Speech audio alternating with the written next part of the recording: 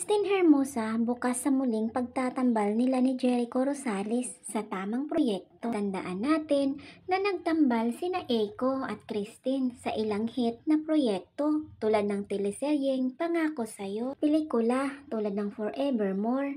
Ayon sa ulat, sila ay nasa isang relasyon mula 2000 hanggang 2004 hanggang sa umabot na nabalitaan natin na kinasal siya kay Soto noong October 2011 at may 4 na anak na sila mula noon. Noong Pebrero, inanunsyo ng mag-asawa ang tungkol sa pagbubuntis ni Kristen. Samantala naman, hiwalay na si Iko mula sa kanyang dating asawang si Kim Jones simula noong 2019. Jericho Rosales naman ay isang magaling na aktor, model at recording artist. Kinasal sila ni Kim Jones na isa ring kilalang model.